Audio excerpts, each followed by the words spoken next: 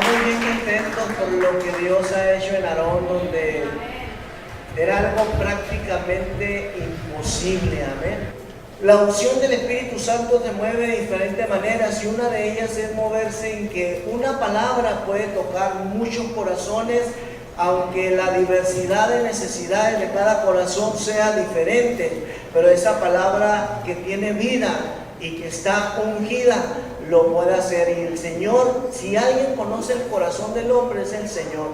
Dios sabe lo que usted está pasando, por eso Dios le va a dar una palabra en este día, amén. Y es una bendición y un privilegio para nosotros como iglesia poder tener aquí a nuestro hermano John Jairo, su esposa, que ya lo tuvimos anteriormente, hace como unos 5 años, algo así, estuvo aquí en la iglesia cuando andábamos ampliando, aquí estuvo con nosotros, estuvo en la escuela de Gran Bendición allá del Apóstol en Guadalajara, pero él viene de Cali, Colombia, a compartir la palabra aquí, así que denle un fuerte aplauso al Señor, amén.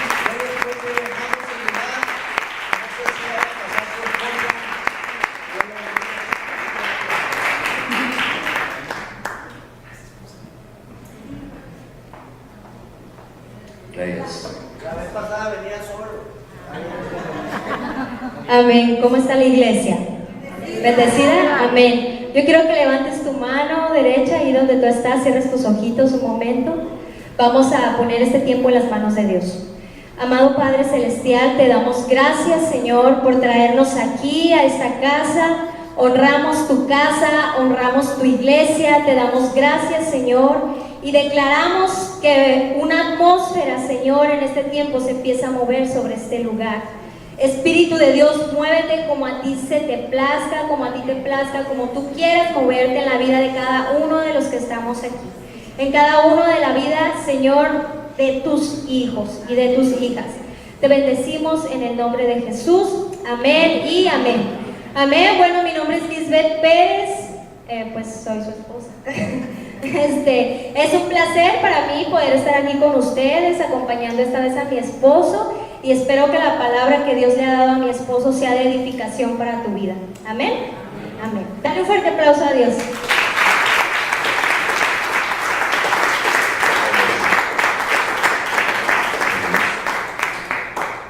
Iglesia, qué privilegio, gracias a los pastores que nos invitan, de esas cosas que va haciendo Dios, ¿verdad?, en su tiempo. Y hablaba con el pastor, no sé cuándo vaya a ir donde ustedes, no sé cuándo vaya a ir a Ensenada, y él me dice, bueno, todos necesitamos una fecha, y la verdad no sé, pero muy gentil, de verdad que muy flexibles para permitirnos en este espacio, porque vamos de paso, y poder visitarlos, para mí es de mucha alegría. Estuve cuando no estaba el altar, y de verdad ver tan bonito todo, y en vivo y en directo, porque estaba viendo las fotos en Facebook, es muy agradable.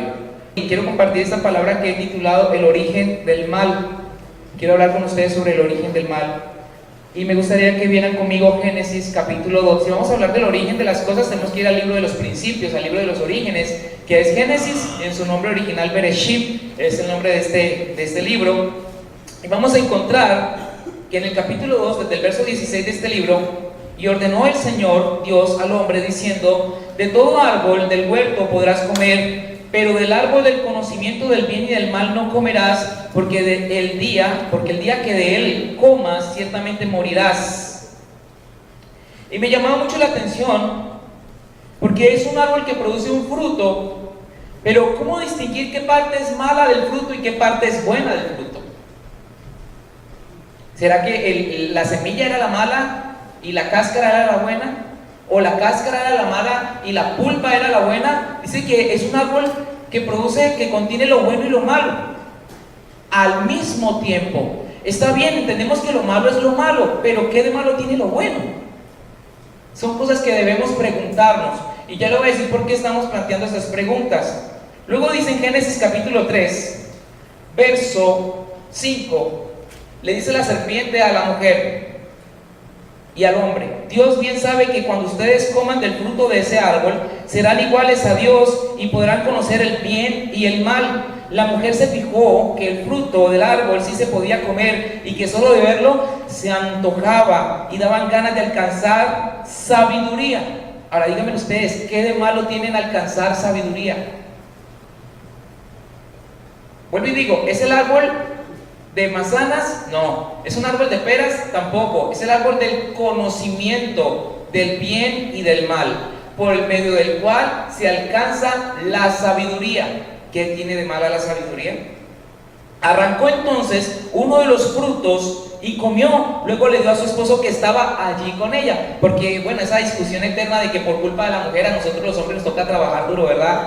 Si no hubiera existido Eva, pues no hubiéramos fallado nosotros, y es una discusión eterna, y las mujeres dicen, ¿y dónde estaba Adán que no nos cuidaba? Y bueno, y cada uno, ¿verdad? En ese diálogo dicen, ¿quién tuvo la culpa? ¿Quién tuvo la culpa? Pero en esta situación vemos que Adán estaba allí con ella, dice esta versión de la Biblia, no estaba lejos. La serpiente estaba dialogando con Eva y Adán estaba allí con ella. Fue instantáneo, los dos comieron del fruto. O sea, los dos son responsables, eso usted y yo lo sabemos.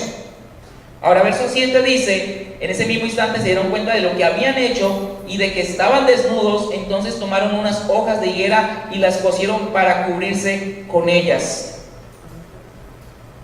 Tres situaciones, tres mentiras que les dice la serpiente. Primera, no podrán comer de ningún árbol del jardín. ¿Por qué muchas personas no se hacen cristianas? Porque piensan que nosotros nos prohíben todo. Es la primera mentira de Satanás que la estoy tratando de traducir para el siglo XXI. ¿Por qué la gente no se anima a ser creyente? Porque piensan ellos que somos aburridos y que no podemos disfrutar de la vida. No se puede comer de ningún árbol, ¿verdad? No, ¿cómo crees? Podemos comer, solo de ese árbol no podemos comer. Ahora, siguiendo el orden de preguntas y respuestas, la situación es la siguiente. ¿Y si Dios no hubiera plantado ese árbol? Porque vamos a echar responsabilidades, vamos a entrar en el área de echar culpas. Bueno, Adán dice, la mujer que tú me diste. Si no me hubieras dado a la mujer, entonces yo no como de ese árbol, a la final no peco.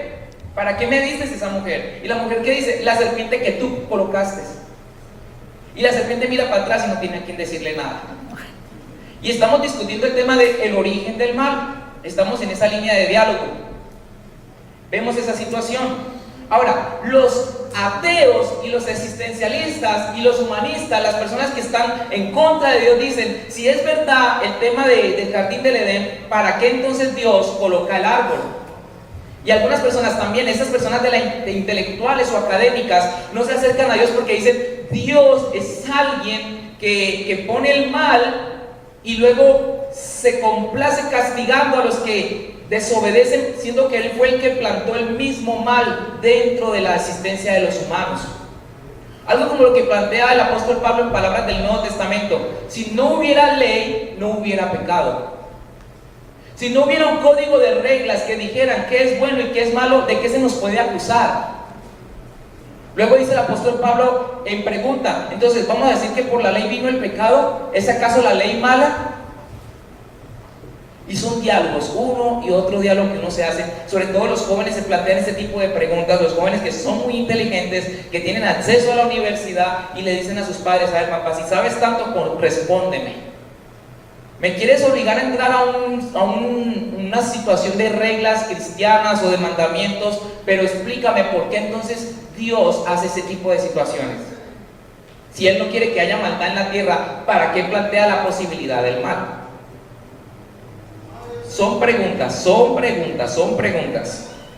Bien, no podrán comer. Segunda situación que le dice la serpiente, no morirán. Dios dice, si de él comen van a morir, va a entrar la muerte. Y tercera situación, serán iguales a Dios. Son tres mentiras emitidas por la serpiente, porque ustedes y yo sabemos que cuando Dios crea al ser humano lo hace conforme a su imagen y a su semejanza. Y una cosa es que me asemeje y otra cosa es que sea igual. Las palabras en el español parecen sinónimas, suenan como parecidas, pero son totalmente diferentes. Y es allí cuando nosotros no entendemos bien el significado de las cosas, donde el enemigo puede invadir nuestras vidas con la misma semilla del mal. Por eso estamos trabajando este tema, el origen del mal. Ahora, vamos a ver, para entender más esto, el libro de los Hechos, capítulo 16, versículo del 6 al 10.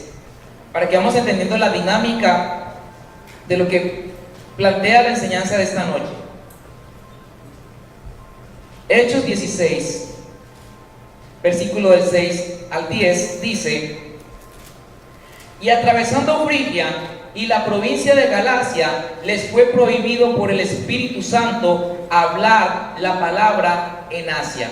Ustedes y yo sabemos que tenemos una gran comisión y tenemos que ir a hacer discípulos a todas las naciones, ¿verdad? Tenemos que hablar la palabra de Cristo. ¿Cómo es posible que entonces el Espíritu de Dios prohíba que se predique?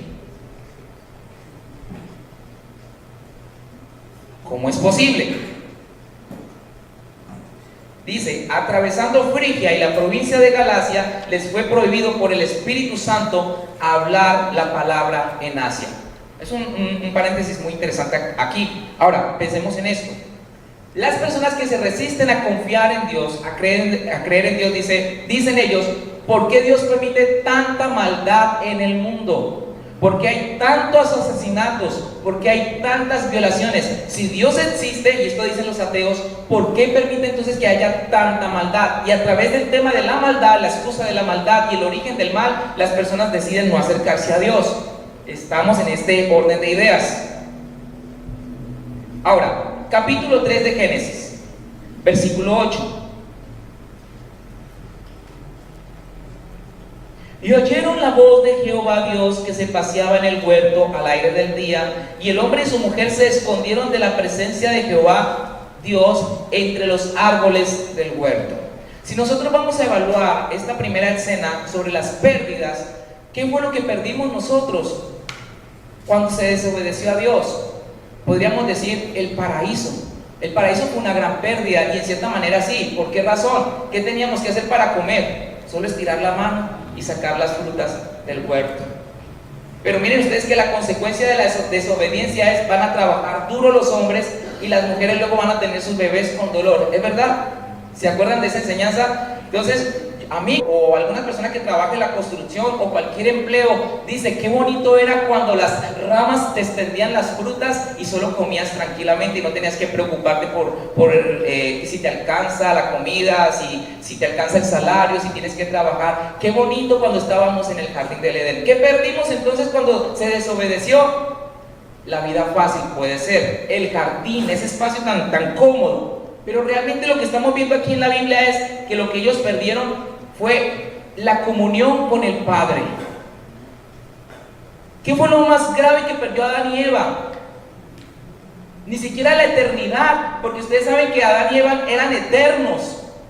Ellos pecan y entra la muerte en la humanidad, pero Dios no los diseñó para morir, ¿verdad? Pero puede ser una gran pérdida. Si yo le pregunto a usted, ¿qué fue lo más grave de sus abuelitos, de Adán y Eva, que le heredaron a usted? ¿Cuál fue la pérdida más grande? Cada uno puede tener diferentes opiniones.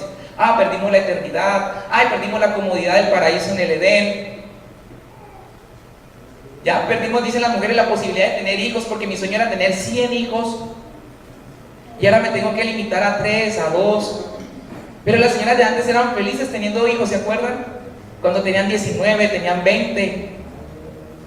Y conforme fue pasando el tiempo y la matriz de la mujer se fue debilitando, entonces ya redujeron la cantidad a 10, 9, 8. Y ya tenemos las mujeres del siglo XXI que tienen ¿cuántos? 1, 2. Pero dice la Biblia que el que llena a sus hijos, el que tiene bastantes hijos es como el cazador que llena su aljaba de flechas. Es una bendición, es un honor tener muchos hijos. El diseño original es tener muchos hijos. Hoy por hoy es una falta de planificación. Usted con tantos hijos no tiene televisión, dicen algunos. Y entonces, ¿ves? Esas son las consecuencias. Pero vemos aquí que vemos en el verso 8 del capítulo 3, Dios le preguntó, el verso 9, pero Dios llamó al hombre y le preguntó: ¿dónde estás? Estoy desnudo, por eso corrí a esconderme. ¿Qué fue lo más grave que perdió Adán y Eva? La capacidad de hablar con Dios tranquilamente, sin cargos de conciencia. Estamos viendo aquí cómo corren a esconderse. Y verso 11 dice el Señor: ¿y cómo sabes que estás desnudo? ¿Acaso comiste del fruto del árbol que te prohibí comer? El hombre respondió: la mujer que tú me diste por compañera me dio del fruto del árbol, por eso me lo comí. Consecuencias de haber tomado este fruto prohibido: esconderse de Dios, ¿verdad? Salvarse por su propia cuenta. ¿Cómo lo hacen? Repartiendo las responsabilidades a los demás. Pero yo les pregunto esta noche, ¿y si Adán y Eva hubieran pedido perdón en ese momento a Dios, los hubiera expulsado del paraíso?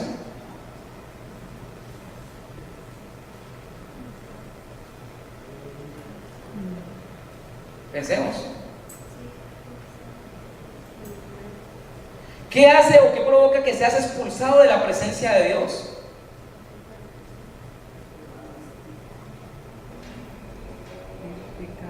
Tu incapacidad de reconocer que fallaste, porque Dios no cambia. Nuestro Dios es un Dios amoroso.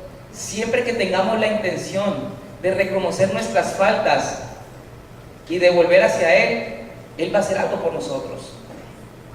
Porque son expulsados, ellos mismos se sacan del jardín del Edén, porque no son capaces de reconocer. No le piden ayuda al que los hizo, tratan de solucionarlo en sus propias fuerzas. Estamos hablando qué tanto significado tiene este fruto del bien y del mal. ¿Cuándo comienza el bien? ¿Cuándo termina el bien para comenzar el mal? ¿En qué parte del fruto comienza y termina el bien y el mal? O dígame usted, pensemos en esto: ¿era un árbol que producía frutas azules y frutas rojas? Entonces Eva hubiera podido decir: me como las rojas y dejo las azules. Como en aquella película, como en Matrix. ¿Se acuerdan de Matrix? Cuando Morfeo le dice a Neo: ¿qué quieres, la pastillita azul o la pastillita roja? Bueno, no se han visto Matrix, perdón, quería como explicar esto. A ver, voy a pensar en otro ejemplo. Obedecen a Dios porque no entienden hasta dónde tienen permiso de hacer las cosas, porque lo malo parece bueno.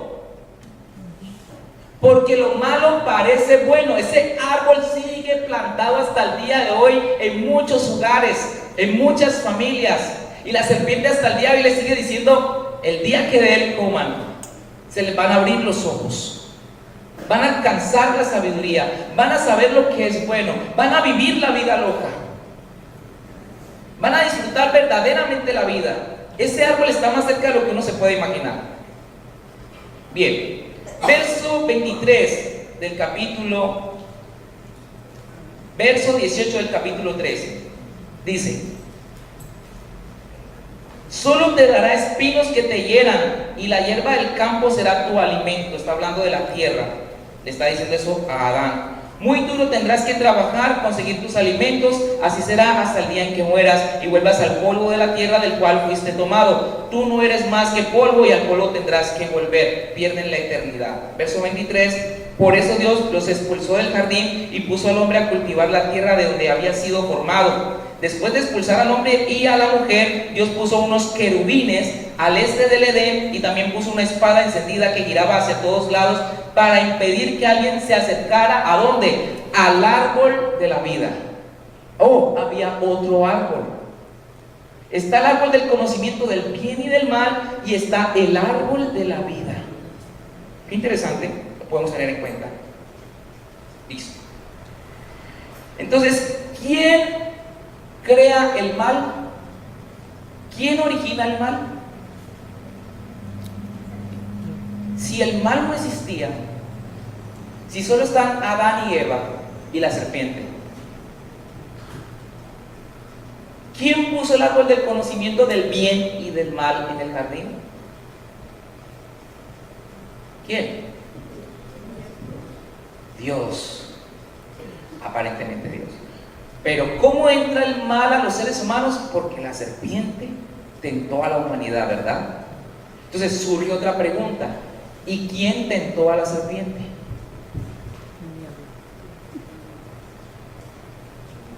Porque otros pudieran preguntarse: si Dios sabía que Satanás, que este ángel querubín protector se iba a convertir en Satanás, si él sabía, ¿para qué lo hizo?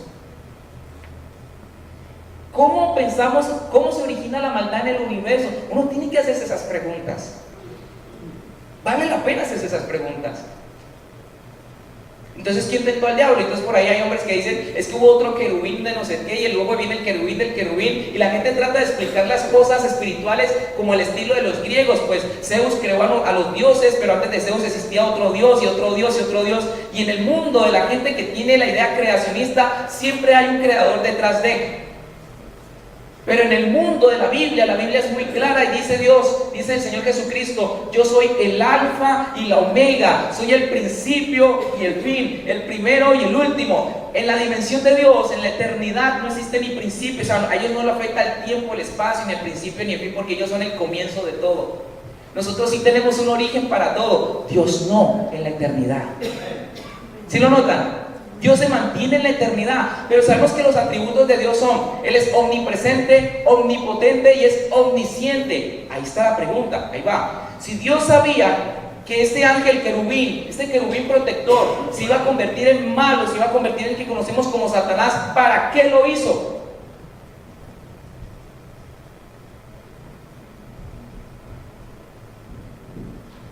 ¿Y quién tentó a ese querubín?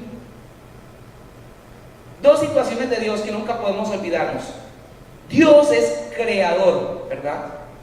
Como Dios es creador, no se puede contradecir a sí mismo. Él tiene que darle la oportunidad a todo lo que existe de existir. Dios, así sepa lo que va a pasar, no se puede contradecir, y Él da la oportunidad. Dos regalos que tenemos nosotros, los que hemos sido creados en esta dimensión del universo, tanto humanos como ángeles. Dos situaciones que hemos recibido, dos regalos que hemos recibido de parte de Dios, dos regalos iniciales. El primero es existir. Existir. Y el segundo regalo que Dios nos da es libre albedrío. ¿Hasta qué momento? Hasta ahí, en esta explicación, no vemos que Dios haya creado el mal. Dios nos crea y nos regala el don del libre albedrío. Si yo empiezo a repartir responsabilidades o a echar culpas, prácticamente estoy rechazando el regalo que Dios me dio. Pues a través de ese regalo yo tengo que asumir mi responsabilidad y decir, fui yo el que tomé la decisión. Es importante aclarar eso porque muchas personas en este momento están culpando al diablo de muchas de las cosas que están haciendo. Es que pastor, ore por mí, porque Satanás me envolvió, me enredó la cabeza. Y el diablo está hasta en la sopa. Y esos tacos estaban bien endiablados y por eso me enfermé, pastor, ore por mí, el diablo, el enemigo. ¿Sí ve? Seguimos culpando a la serpiente. Por eso no hay una redención genuina. Por eso no hay una restauración completa.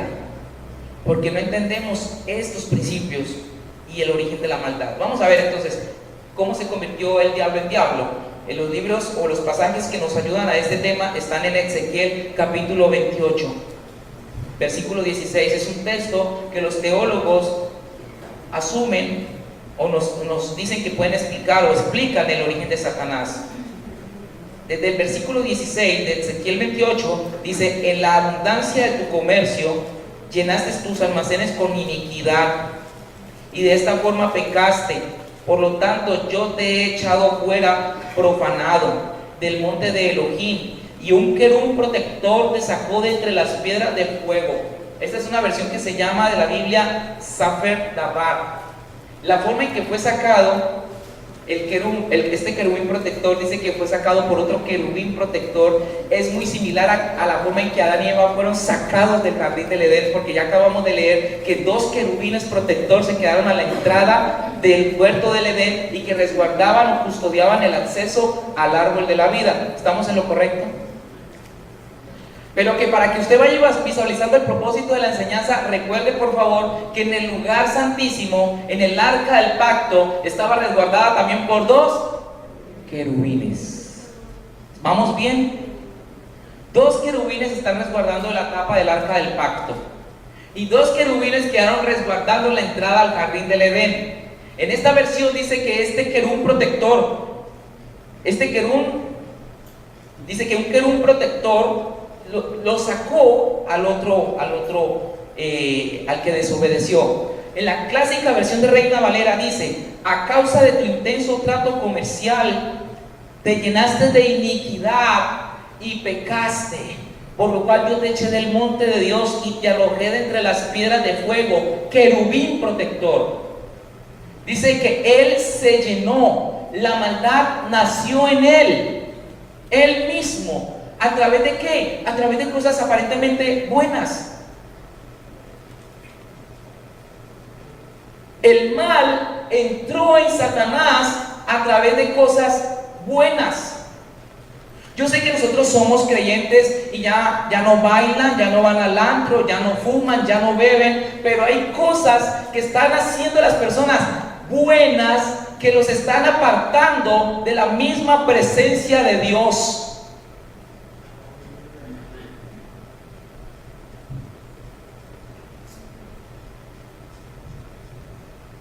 Por ahí hay una frase que dice: no hagamos cosas malas que parezcan buenas. Estamos en una sociedad permisiva, estamos en los tiempos donde la gente dice, yo respeto su posición, usted respete la mía. Estamos en una sociedad donde se habla del relativismo moral. Pues lo que es malo para usted no es tan malo para mí. ¿Cómo podemos definir el bien y el mal en una sociedad donde el relativismo moral está a la orden del día?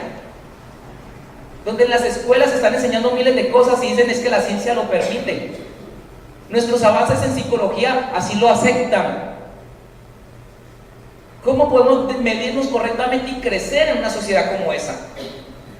Es el diseño de Satanás. Vuelvo y leo. A causa de tu intento tracto comercial, estamos hablando de comercio, te llenaste de iniquidad. ¿Qué de malo tiene comerciar?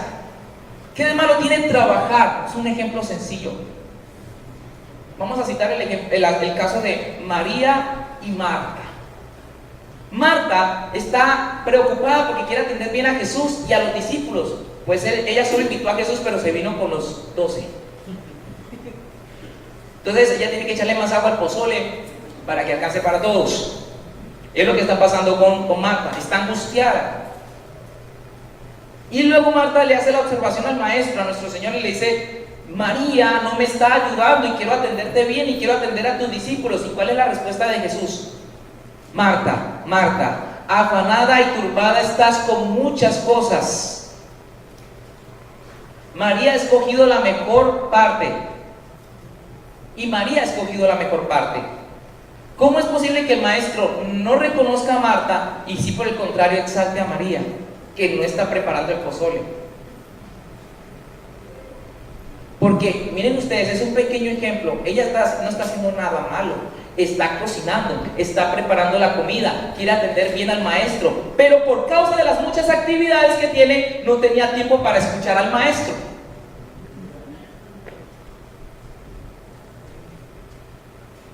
Entonces, no solo lo malo te aleja de Dios, también las cosas buenas te pueden alejar de Dios. Por supuesto que sí. Por eso ese árbol producía las dos cosas. El árbol que separó a la humanidad de Dios producía las dos cosas, no solo lo malo, también cosas buenas. Y hemos llegado a esta época y hemos llegado al tiempo donde tenemos que discernir estas situaciones para poder mantenernos en el camino del Rey. Miren ustedes en Ezequiel 28:15. ¿Cuál fue la maldad que reveló este querubín antes de volverse Satanás? Hijo de hombre, dile de mi parte al príncipe de Tiro: yo el Señor y Dios te digo que te has envanecido. En tu corazón crees que eres un Dios. Es lo mismo que le dice la serpiente a Adán y Eva: serán como Dios, en igualdad, no en semejanza. Y que tienes tu trono en medio de los mares. Está hablando de un rey, la historia de un rey que refleja la historia de este querubín. En tu corazón actúas y piensas como si fueras un Dios, aunque no eres un Dios, sino un hombre o algo que ha sido creado, o alguien que ha sido creado. Es verdad que tú eres más sabio que Daniel y que para ti no hay nada secreto ni oculto.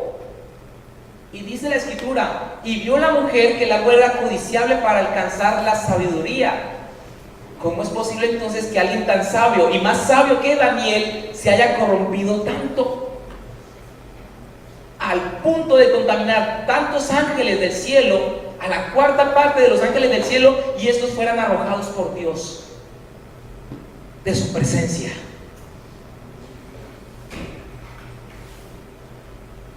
Y muchos nos hemos preguntado, y de pronto hemos conocido el caso de alguien, de otro, de por allí, y nos hemos puesto la mano en la cabeza y hemos dicho, ¿y cómo fue posible?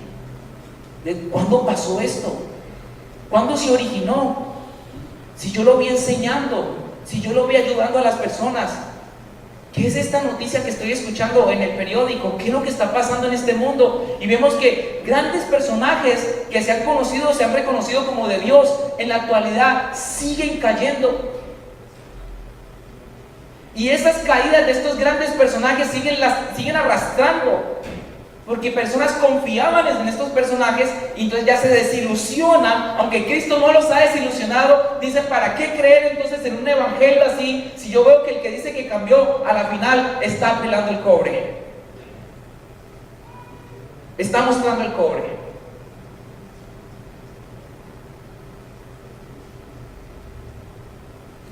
Pero ¿cuándo sucedió esto? Hombres o mujeres de Dios que luego en las noticias se publican que se suicidó. ¿Y cómo podemos explicar estas cosas? ¿Es que no hubo nadie que se diera cuenta? ¿No tuvo en quién confiar? ¿No hubo alguien que lo apoyara? Y la gente dice, no, pues se congregaba, no dejaba de congregarse, o sea, nunca lo vimos, nunca lo entendimos. Pero allí estaba trabajando. El problema estaba trabajando el mal. No sabemos cuándo comenzó, pero allí estaba hasta que se manifestó terriblemente con una gran separación, o un caso de adulterio, o un suicidio, porque se confiaron. Pues el apóstol Pedro dice, el que esté firme, mire que no caiga. Hemos aprendido a cuidarnos de las cosas malas, pero no hemos aprendido a cuidarnos de las cosas buenas. Porque Dios quiere, como dice el apóstol Pablo, que nosotros vayamos de triunfo, de victoria en victoria y de triunfo en triunfo. O sea, que pasemos de lo bueno a lo mejor y de lo mejor a lo excelente. Podemos ser fariseos diciendo lo siguiente: es que yo ya no hago como los vecinos de allá, entonces no soy malo o tan malo. Pero tampoco estás avanzando a lo que Dios quisiera llevarte. Has entrado en un estado de confort y el confort te está apartando del propósito que Dios tiene para tu vida. Y yo anhelo en esta noche que esta prédica usted lo incomode.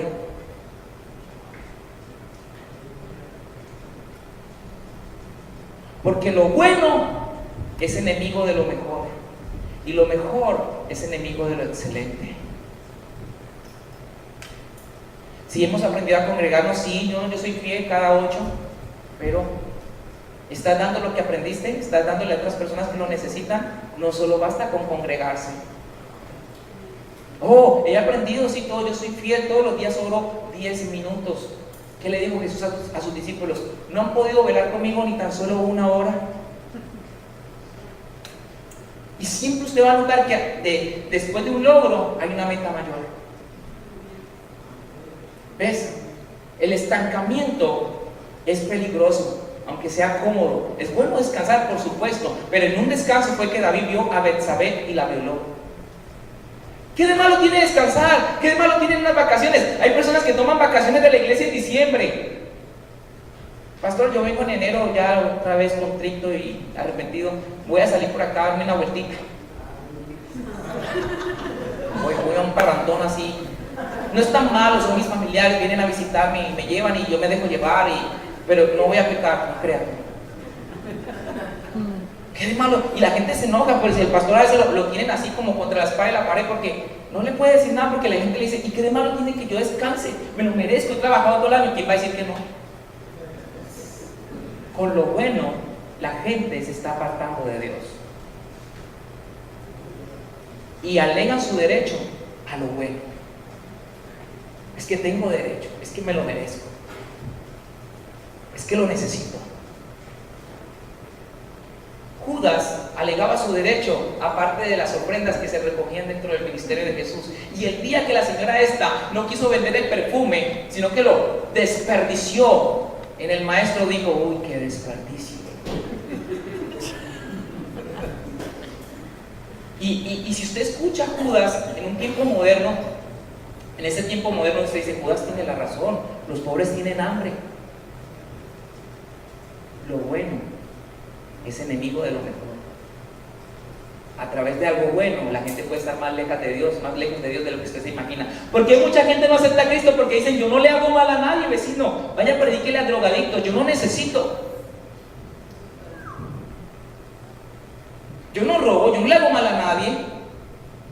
Pero la Biblia dice, no por obras, para que nadie se gloríe, sino por fe. Sino por fe. Y le voy a definir la fe. Abraham es el padre de la fe. Y le dice Dios a Abraham, sal de tu tierra y de tu parentela a la tierra que te mostraré. Abraham no le hacía mal a nadie. Abraham no consumía hierba o mota, no sé cómo le dicen acá. ¿Cuál era o qué era lo malo para Abraham en ese contexto, en ese orden de ideas? Lo malo para Abraham era que no le hubiera hecho caso a Dios cuando le está haciendo la invitación para que salga de su tierra y de su parentela. El bien y el mal, según el caso, sí está relativo a la persona y al trato que Dios tiene con cada uno de nosotros. ¿Cuál es el enemigo más terrible que usted tiene que vencer? Usted mismo.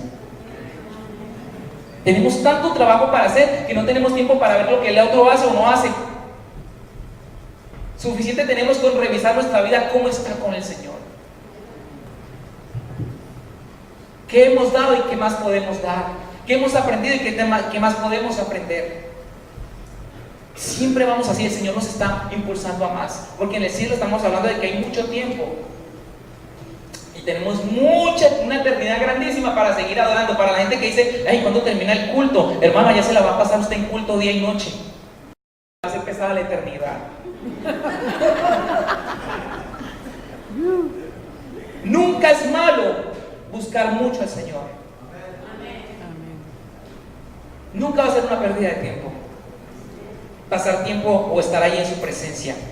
Entonces, ¿qué vemos con este ángel? Dice, eras más sabio que Daniel y que para ti no hay nada secreto ni oculto. Con tu sabiduría, verso 4 de Ezequiel 28, con tu sabiduría y tu inteligencia has acumulado riquezas, en tus tesoros tienes oro y plata. ¿Qué de malo tiene el oro? ¿Qué de malo tiene la plata? ¿Qué de malo tiene ahorrar? Es importante en el futuro asegurar una pensión, una jubilación. Y la gente dice, es que tengo que trabajar, pastor. ¿Ya? Si no trabajo no come nadie en mi casa. Por eso no tengo tiempo para congregarme, pastor. Porque tengo muchas horas de trabajo. Mire, con algo bueno, como algo bueno separa a la gente de la presencia del Rey. ¿Qué de malo tiene trabajar? Y uno dice, ¿verdad? ¿Qué de malo tiene trabajar? Pero algunas personas idolatran su trabajo. Yo no estoy diciendo que no trabajen. Yo lo que estoy diciendo es que recuerden las palabras de Jesús. Y Él dice, busquen primeramente el reino de Dios y su justicia. Busquen primeramente, denle un valor especial a lo del reino. Y las demás cosas vendrán por añadidura. Es lo que dice el Señor. Dice, has multiplicado tus riquezas y por causa de esas riquezas tu corazón se ha envanecido. Mire, predicar en Estados Unidos, ¿qué de malo tiene la sabiduría? ¿Qué de malo tiene la inteligencia? Los jóvenes universitarios la tienen así por montones. No, ¿y qué me vas a decir de Darwin? O sea, ok, ¿me vas a decir que Dios nos formó del barro o no? ¿Hello? Somos el fruto de la evolución y del Big Bang del universo. La inteligencia, mire usted, y la sabiduría apartando a la gente de Dios. Un ejemplo sencillo, cuando se inventó la TNT, la dinamita, el que la inventó con el propósito para que se hicieran las carreteras más fáciles, para el desarrollo de las ciudades. Pero alguien dijo, ¿por qué no lo hacemos para la guerra? Para volar cabezas, para acabar con comunidades. Entonces miren cómo algo bueno, a veces dentro de lo bueno, dependiendo del enfoque, se puede usar para la maldad. Esos no son ejemplos que nos muestran matices, que nos están mostrando esto. Ahora, verso 6. Por lo tanto, yo el Señor Dios te digo, puesto que en tu corazón te crees un Dios, yo voy a traer contra ti gente extraña y fuerte de otras naciones que descargará su espada sobre tu sabiduría y que manchará tu belleza y esplendor. Hay un libro, yo no pregunté, pastor, ¿qué tiempo tengo? Hay un libro que se llama, lo recomiendo a las hermanas, se llama Cautivante. Y ese libro trata de explicar de por qué Satanás, la serpiente, le habló a la mujer y no le habló al hombre. La idea era hacer quedar mal a la mujer. La idea del diablo era hacer quedar mal a la mujer. Y que nosotros los hombres de por vida le echáramos la culpa. ¿Pero por qué? Porque cuando Satanás no era Satanás, era el querubín protector, dicen que era lo más hermoso que había en el universo. Pero cuando Dios crea a las mujeres, ¿qué creen? La mujer superó las expectativas. La mujer se convirtió en lo más bello del universo. O sea, Satanás quedó desplazado. Entonces él dice, ¿cómo así? Y ese es el odio de Satanás en contra de la mujer. Nosotros los hombres reflejamos la autoridad y la fuerza de Dios. Las mujeres reflejan la belleza y la hermosura de Dios. Nos hizo conforme a su imagen y a su semejanza. Los dos reflejamos, las dos personas reflejamos eso de parte de Dios. Nosotros reflejamos, porque usted dirá, y la mujer te pregunta, ¿y qué reflejamos nosotros de Dios? La parte hermosa de Dios. La mujer es lo más bello que hay sobre el universo. Entonces desplazó a Satanás y Satanás agarra contra la mujer. Tienen una pelea casada desde el Génesis. ¿Ah? ¿Qué le dice a la mujer? Tu simiente herirá la simiente de la serpiente en la cabeza, y la simiente de la serpiente heriría la simiente de la mujer en el calcañar. Claro, estamos hablando de algo profético sobre Cristo, pero de ahí en adelante. Las mujeres son las personas más sensibles para Dios, o sea, para poder oír la voz de Dios, por eso son la ayuda idónea. Yo no entiendo cómo hacen para escuchar a 6 mujeres al mismo tiempo cuando están hablando de 6 diferentes temas. Es un don sobrenatural, es algo sobrenatural. Pero los hombres también Dios nos hizo con cualidades, ¿sí? Nosotros en los tiempos de las tribus, el hombre era el que cazaba, la mujer no podía hacer eso. Porque imagínese usted un hombre con su rifle esperando al venado, y la mujer empieza a decir, ay mi amor, ese venado está tan bonito, tan tierno, mira para no puede. Entonces el hombre tiene una inteligencia que se enfoca en el objetivo, en el blanco. La mujer tiene una visión periférica de las cosas. Entonces por eso en algunas escuelas nos enseñaban que a través de la mujer fue que se descubrió la agricultura, porque ellas se quedaban cuidando a los niños y se dieron cuenta que las semillas producían nuevas plantas. Ellas descubrieron la agricultura mientras los hombres nos dedicábamos a la cacería. Para que las mujeres no digan siempre somos más inteligentes que ustedes. No. Estamos hablando de diferentes roles y propósitos. El hombre tiene una inteligencia de enfoque, guarda silencio porque era cazador. Y la mujer habla y habla porque las plantas no las espantan que esté hablando. Entonces, seguimos en esa situación. Ven. Entonces, vemos que a este querubín, lo que le entró en su vida, su maldad fue el envanecimiento, fue el orgullo. Y podemos entender que el orgullo es lo contrario a Dios, porque Dios es la persona más humilde del universo. El orgullo no entra en el espacio de Dios. Por eso las nuevas teologías de la prosperidad y las cosas del reino que están hablando algunos predicadores son extrañas y ajenas a la intención de Dios.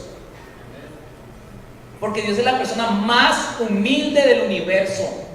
¿De qué se está llenando Satanás? De envanecimiento a causa de la sabiduría, lo cual Dios no es. No está en Dios o no se parece a Dios. No está en esa genética. El orgullo se define como una actitud diferente a la esencia del mismo Dios, pues Él no hace las cosas solo. En la misma deidad de Dios hay interdependencia, y tenemos que acordarnos cuando en el Génesis Él dijo hagamos. ¿A quién le dijo? Hagamos al hombre conforme a nuestra imagen y semejanza. ¿A quién le dijo? El Padre, el Hijo y el Espíritu Santo trabajando en común acuerdo y en común unidad. Amén. Pero cuando usted quiere hacer las cosas a su manera, usted se está separando de la voluntad de Dios, que es lo que le pasó al querubín. Él dijo, yo tengo otra manera de hacer las cosas. Esta sabiduría y este conocimiento lo puedo usar a mi forma. Ahora, ¿qué es lo que nos define como cristianos y como gente salva? Romanos 10:9 dice que hemos confesado a Jesús como Señor antes que Salvador. Óigalo bien. Usted es salvo porque reconoció a Jesús como Señor antes que Salvador. O sea, usted le dijo a Jesús: yo quiero que me diga, que usted me diga cómo guiar mi vida. Yo quiero que usted sea el que gobierne mi vida. Sí acepto su salvación, pero primero voy a estar atento como discípulo suyo. Usted es mi maestro. Ya no voy a andar improvisando o no se me van a andar ocurriendo cosas, sino que voy a hacer conforme usted me diga. ¿Sí lo nota? Nuestra común salvación se deriva de que aceptamos a Jesús como Kyrios, que es la palabra que aparece en ese texto. Él es nuestro Kyrios, es nuestro dueño, se hace como Él quiere. Por ahí Santiago creo que diga: no digan que voy a ir a hacer y tal cosa, más bien si Dios quiere, si Dios quiere. El orgullo es una causal fuerte de separación, por supuesto. Ahora, serán como Dios, en el sentido de que ya no necesitarán de Él, serán independientes. ¿Qué es lo que provocó comer el fruto prohibido? Independencia. Independencia, ya no contar con Dios. O sea que si usted hace algo malo, pero no está pidiendo la guía de Dios, usted está separado de Dios. ¿Sí lo notan? Lo malo no se define, vuelvo y digo, a través de que ya no va al antro, a través de que ya no toma tequila, a través de que ya no fuma la mota, sino que lo malo se define en que usted hace las cosas como usted cree que tiene que hacer las cosas. ¿Capisci?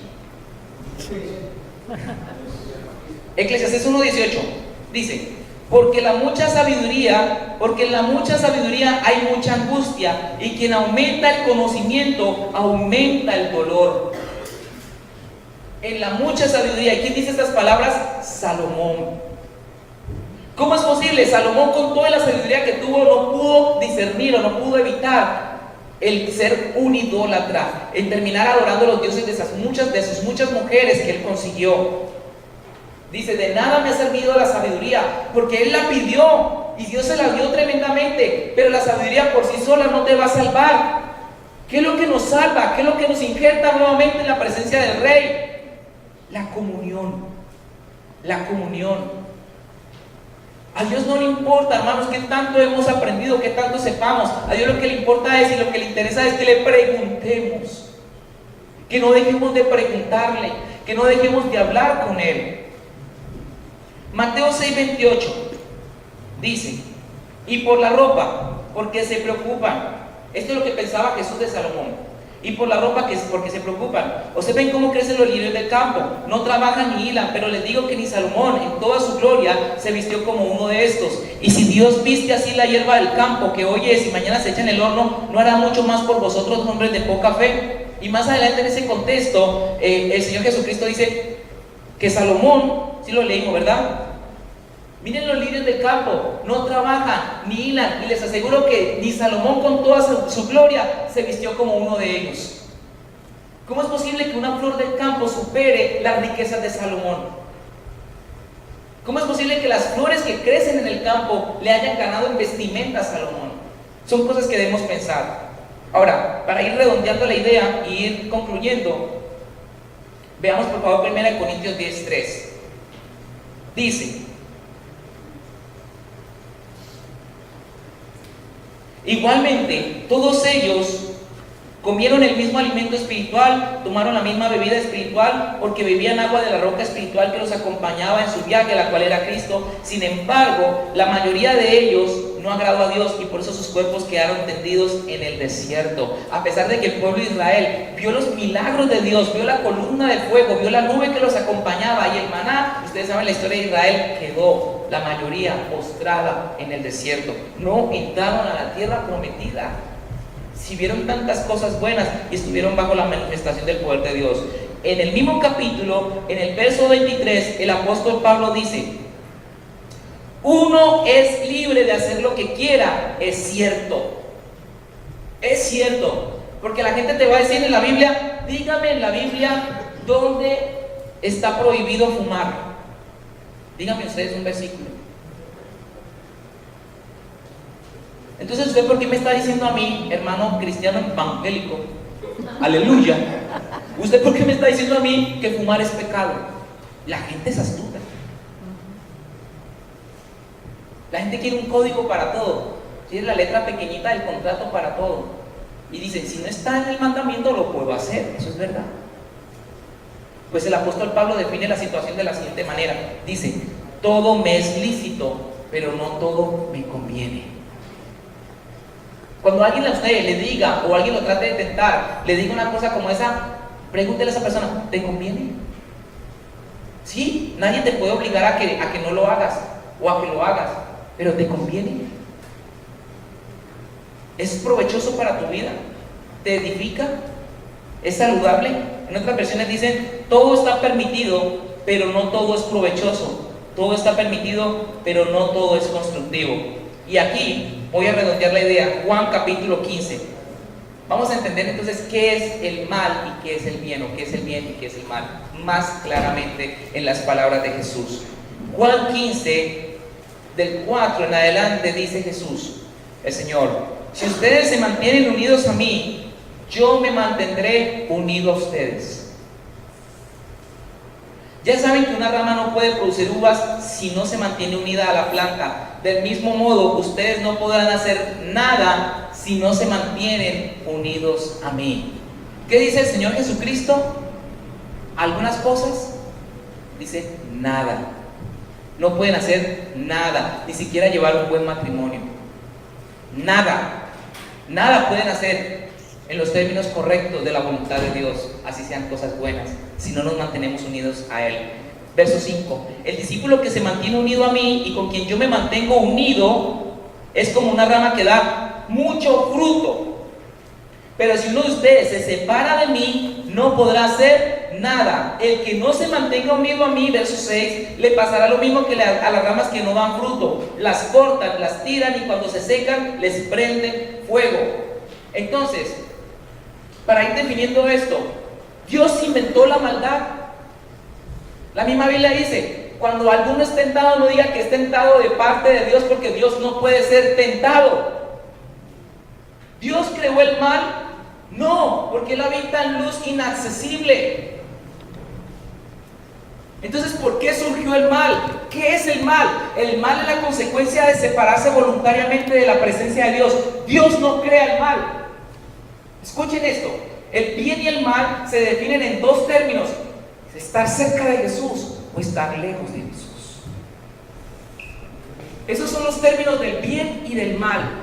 Entonces, de ahora en adelante, no le pregunte a las personas qué tantas cosas malas has dejado de hacer. Pregúntenle a las personas qué tan cerca está del Señor Jesucristo, qué tanto el Señor Jesucristo está influenciando tu vida.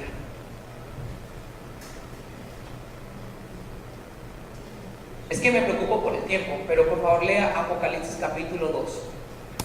Es importante tener esto claro.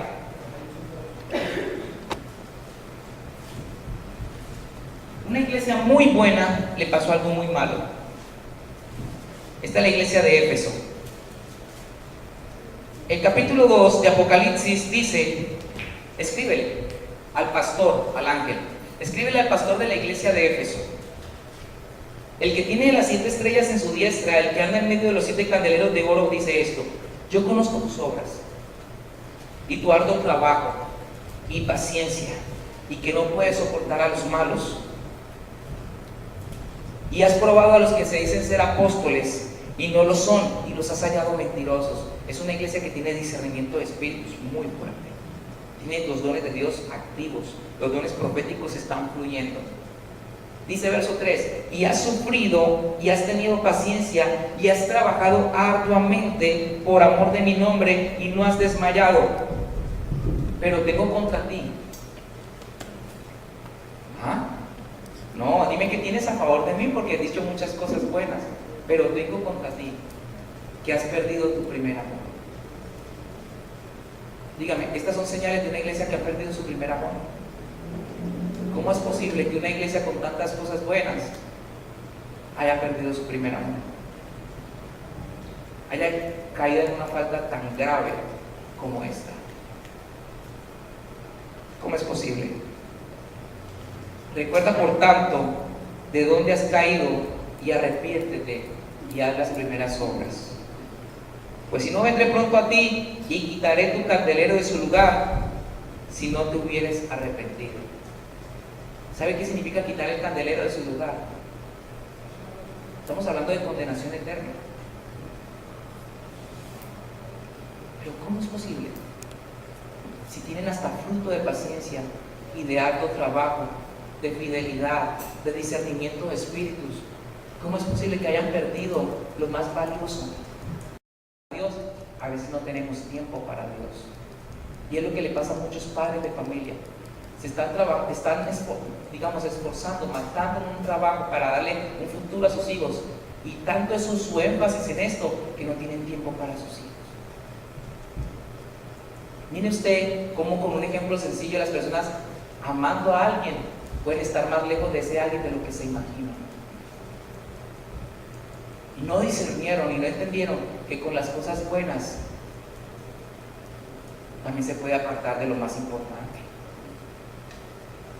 Perder el norte de lo que es realmente importante. Y lo que es realmente importante es pasar tiempo con Dios. ¿Por qué el Señor castigó a Adán y Eva sacándolos del paraíso? Eso es tan triste, lo voy a contar, lo que yo puedo entender.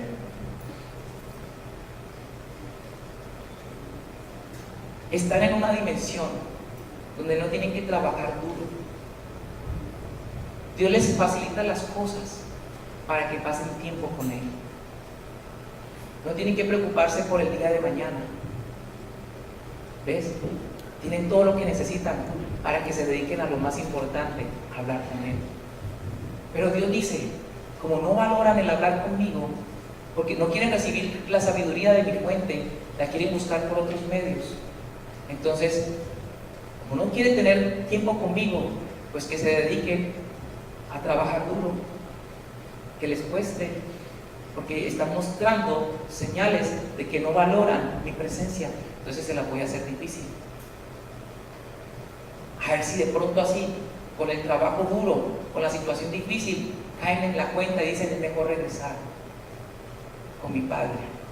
Con mi padre era más fácil, con mi padre lo tenía todo. Voy a regresar con mi padre. Por eso Él generó ese tipo de castigo. Ese castigo es un reflejo del corazón de Adán y Eva. Pues ya no tenían tiempo para pasar con Dios, ahora tenían tiempo para la serpiente. Y por eso se generó ese castigo. Ahora yo le voy a decir algo. Si lo más valioso que habíamos perdido era esa presencia, esa comunión con el Rey, en Cristo, ¿acaso no la hemos recuperado? No es el Edén. El Edén no era lo importante. El no enfermarnos tampoco era lo importante, o la inmortalidad. ¿Qué fue lo más importante que perdió Adán y Eva? La amistad, el tiempo, la comunión. ¿Y acaso no la tenemos en Cristo? Se supone que si usted es cristiano, por medio de Jesús se restauró la comunión con el Padre. Entonces, ¿qué hace usted sintiéndose tan miserable a pesar de que es creyente? ¿Qué hace usted sintiéndose mal porque le falta una cosa, le falta la otra, si en Cristo lo tiene todo? ¿Qué hace usted no valorando en su corazón todo lo que Dios le ha entregado ya? No importa casa, no importa nada en esta vida. El mismo Jesús dice, la vida es más que el alimento y el cuerpo es más que el vestido. ¿Por qué no son felices? ¿Por qué no expresan la gratitud? Si lo tienen lo más importante otra vez, la comunión, es porque posiblemente algunos no están recibiendo esa comunión, no la han entendido. Y siguen sacando la sabiduría, y siguen sacando el conocimiento de otras fuentes, y no están buscando la verdadera fuente, la que verdaderamente importa. Cierto, hermano, qué bien, lo felicito, tu arduo trabajo, ya no vas al antro, ya no haces cosas malas afuera en la calle. Pero ¿qué tanto tiempo pasas con el Rey? ¿Tienes tiempo para el Rey? ¿De verdad tienes tiempo para el Señor? ¿O no te queda tiempo? Porque tienes muchas ocupaciones.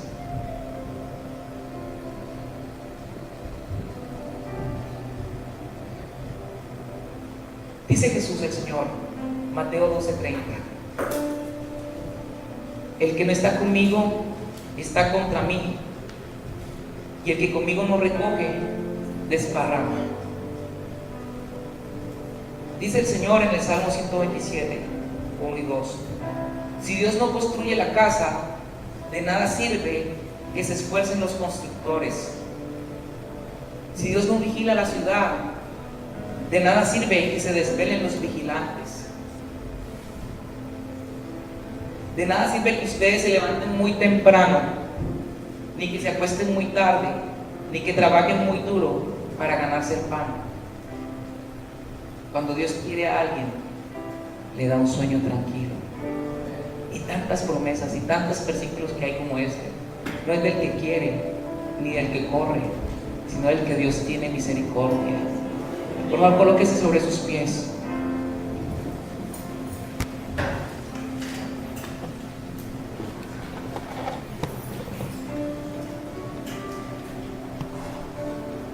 Ya usted no se mueva en términos de blanco o negro.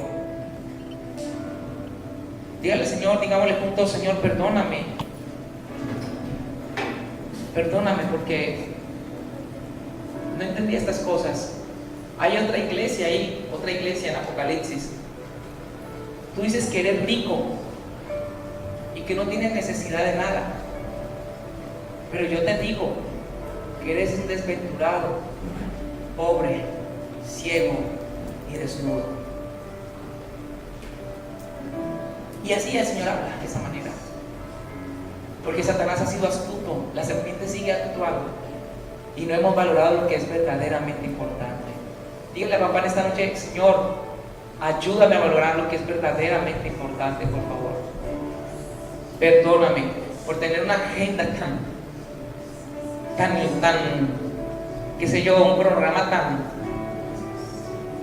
tan estricto y tan inflexible, al punto que no he tenido tiempo para ti, Jesús.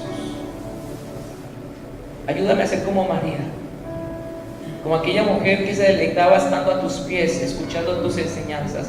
Y tanto fue las enseñanzas que ella escuchó, que se pudo dar cuenta que tú ibas a ir a la cruz. Y por eso te preparó, Señor, por si acaso no podía ir al sepulcro. Sus discípulos no se dieron cuenta y esta mujer sí se dio cuenta, porque pasaba tiempo a tu lado. Y su nivel de entendimiento y su nivel profético era altísimo, porque conocía tu voluntad. Oh Señor, gracias. Gracias, Dios. Ya no voy a decir es que hago cosas buenas.